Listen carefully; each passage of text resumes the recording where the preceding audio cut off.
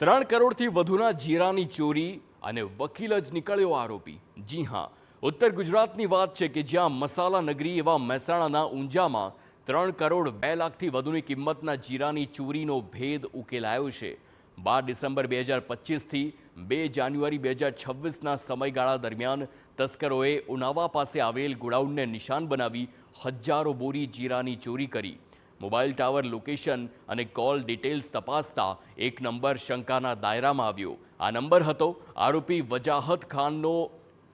બસ અહીંથી જ પોલીસને સફળતા મળી અને પોલીસે 5 આરોપીઓની ધરપકડ કરી। તેમની પૂછપરછ કરી ત્યારે પોલીસ પણ દંગ રહી ગઈ।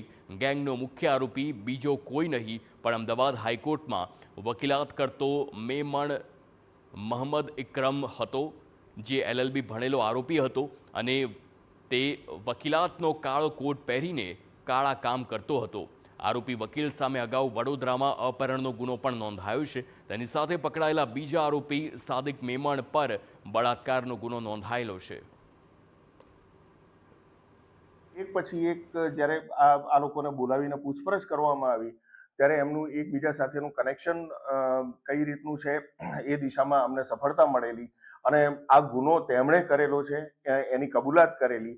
સાથોસાથ એમણે જે જગ્યાએ આ ચોરીનું જીરું વેચાણ આપેલું એ વેચાણ આપેલા જીરુને પણ અમે કઈ જગ્યાએ કઈ પેઢી ઉપર વેચાણ આપેલું છે એની તપાસ કરતા આરોપીઓ પાસેથી 46,65,000 રૂપિયા રોકડા મળી આવેલા, 110 જીરાની ભરેલી બેગો મળી આવેલી